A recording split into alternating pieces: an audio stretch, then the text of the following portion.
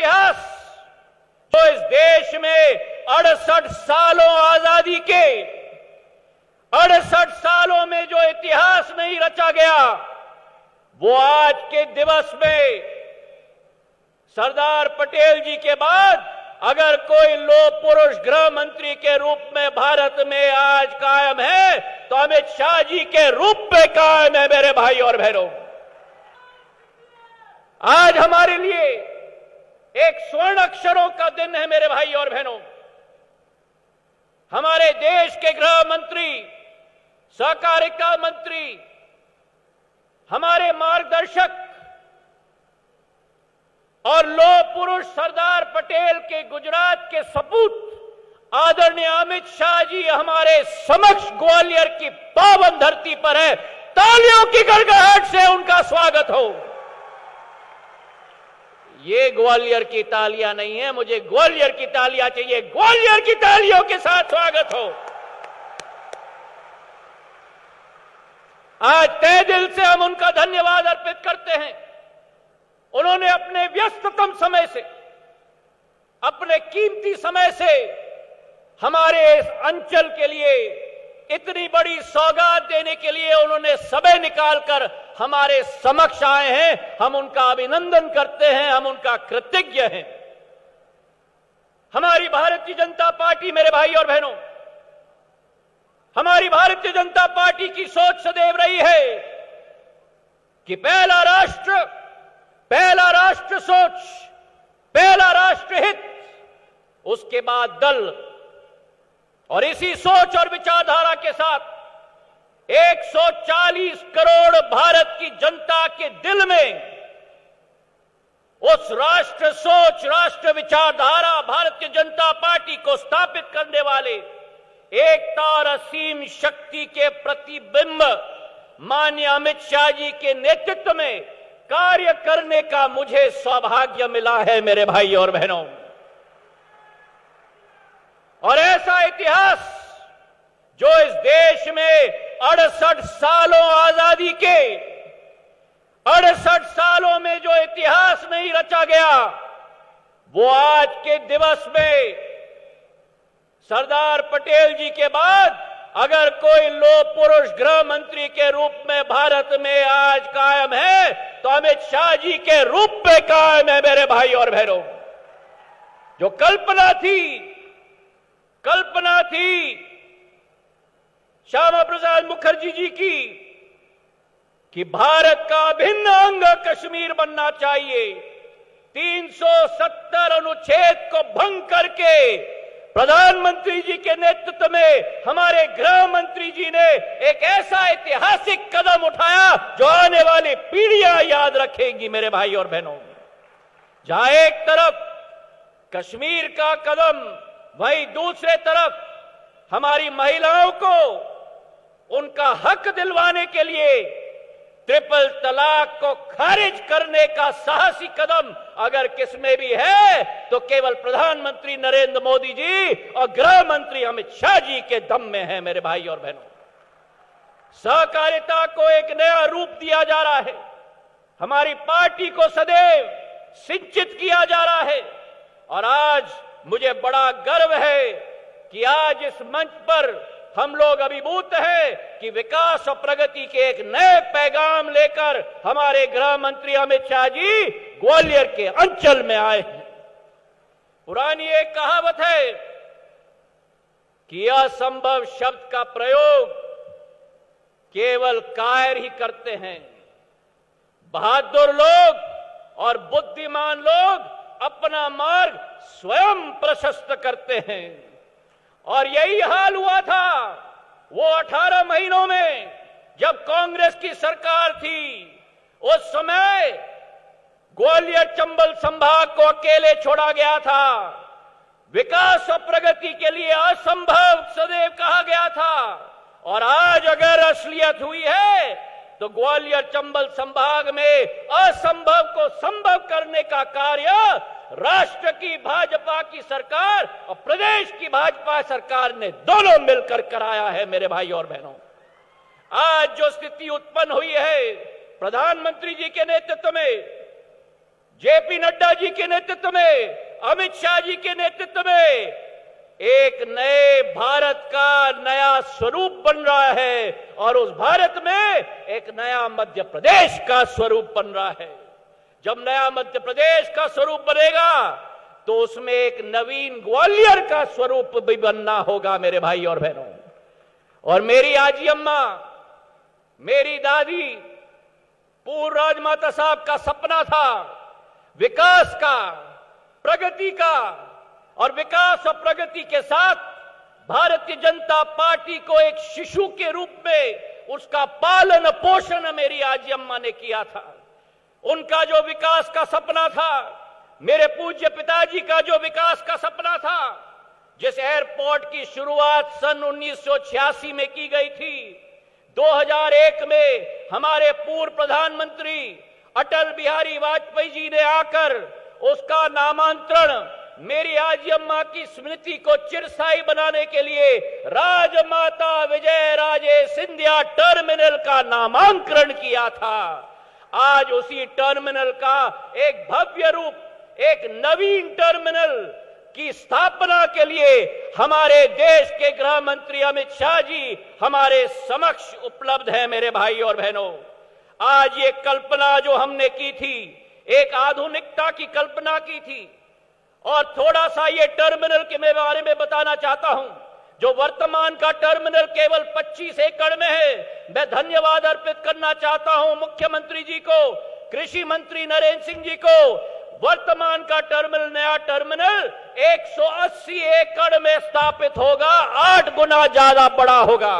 जो वर्तमान का टर्मिनल केवल 30,000 स्क्वायर फुट का है, आधुनिक बनने वाला टर्मिनल इंदौर और भोपाल से बड़ा 2 लाख स्क्वायर फुट का बनने जा रहा है मेरे भाई और बहनों। ये कल्पना है भविष्य की ग्वालियर की, ये कल्पना है आधुनिक ग्वालियर की।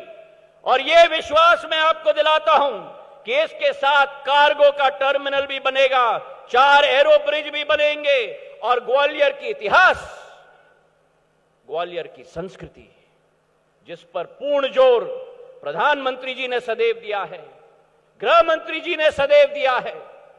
तानसेन से लेकर मान मंदिर किले के हर विभूतियों को उसमें अलंकृत किया जाएगा, ताकि जो पर्यटक ग्वालियर में प्रवेश करेगा वो ग्वालियर का आधुनिक रूप भी देखेगा और ग्वालियर की पुरानी संस्कृति और इतिहास का पूर्ण संगम भी उस एयरपोर्ट में देखेगा। आवागमन की सुविधाएं बढ़ाई गई हैं। इस एयरपोर्ट के जरिए मध्य प्रदेश में एक साल पूर्व केवल 551 फ्लाइट्स प्रति हफ्ता आती थी। आज एक साल के अंदर प्रधानमंत्री जी के नेतृत्व में और उनके संकल्प के आधार पर, गृह मंत्री जी के आदेश पर आज मध्य प्रदेश में 854 फ्लाइट प्रति हफ्ते आती है मेरे भाई और बहनों। पिछले माह हमने ग्वालियर को इंदौर से, जबलपुर से जोड़ा दिया। पिछले माह ही जो सपना हमारा था, छोटे छोटे विमान ग्वालियर में आते थे, पिछले माह से देश में सबसे बड़ा विमान एयरबस 321 दिल्ली से मुंबई हर दिन अब आता है। 180 यात्री उस विमान पर हर रोज आते हैं। जब ये सूचना मैंने गृह मंत्री जी को दिया तो गृह मंत्री जी का आदेश था कि सिंधिया जी, ग्वालियर को आप दूसरे बड़े शहरों से जुड़वाइए। उनके आदेश के पालन करते हुए आज मैं इस मंच से आपको सूचित करना चाहता हूं कि आज के बाद ग्वालियर बेंगलोर के साथ स्पाइस जेट के विमान के साथ 6 दिन जुड़ेगा और एक दिन बोइंग 737 का विमान भी ग्वालियर से बेंगलोर तक प्रस्थान करेगा। और केवल ये नहीं, देश की आर्थिक राजधानी मुंबई के साथ ग्वालियर से मुंबई की फ्लाइट हफ्ते में 4 दिन एयरबस 321 विमान 180 की संख्या के साथ 4 दिन हफ्ते में रोज चलेगी। ये विश्वास 15 नवंबर से ये सूचना हम लोग आपको देना चाहते हैं। ग्वालियर के लिए एक विकास मॉडल भारतीय जनता पार्टी ने तय किया है।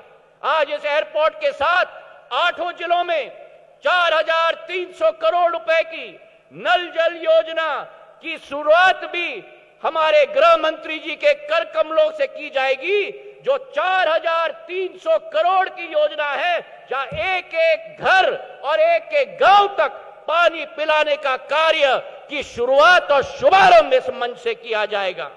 इसके अतिरिक्त ग्वालियर के लिए एक खाका इस मंचासीन समस्त सभी लोगों ने मिलकर बनाया है। एक ऐसा खाका जो ग्वालियर को पूरे देश में एक नया ऊर्जा का केंद्र बनाएगा, जहां एक तरफ एलिवेटेड रोड 1100 करोड़ की बनेगी ग्वालियर के लिए एक रिंग रोड, वही एक नया रेलवे स्टेशन 450 करोड़ रुपए से केंद्र सरकार से स्वीकृत हो रहा है।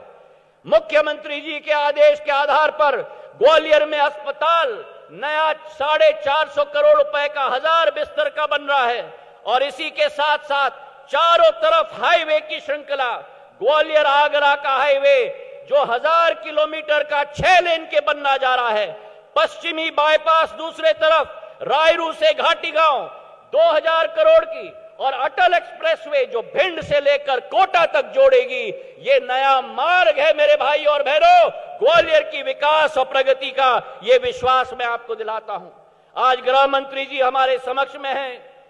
ये संभव नहीं हो सकता कि गृह मंत्री जी अगर ग्वालियर आए और मैं उनके समक्ष निवेदन पूर्वक एक मांग न रखूं। साडा यहां स्थापित है ग्वालियर में काउंटर मैग्नेट सिटी के रूप में दिल्ली के लिए। मेरा आपसे विनम्र पूर्वक निवेदन है कि सीमा सुरक्षा बल ने या करीब करीब 152 करोड़ रुपए की निवेश करने का निर्णय लिया है। मेरा निवेदन है कि इस बटालियन का मुख्यालय ग्वालियर में स्थापित हो, ताकि इस क्षेत्र का जो नौजवान है, जो भारत माता के लिए अपना जान देता है, उसकी स्थापना भी ग्वालियर के साडा क्षेत्र में स्थापित हो। और उसी के साथ साथ ITBP Indo Tibetan border police की श्रृंखला भी या हमारे क्षेत्र में स्थापित हो, एक सपोर्ट वेपन ट्रेनिंग सेंटर, जिसके आधार पर हमारे क्षेत्र के 2,500 से 3,000 नौजवानों को प्रशिक्षण मिलेगा, वो भी हमारे ग्वालियर के साडा में स्थापित हो। ये विनम्र पूर्वक 2 निवेदन है। तो आज ग्वालियर की इस नई गाथा में हम सब शामिल हो, विकास की श्रृंखला में हम सब शामिल हो। तानसेन की रागों के सुसज्जित ग्वालियर के साथ विकास की एक नई मॉडल की शुरुआत भी होगी।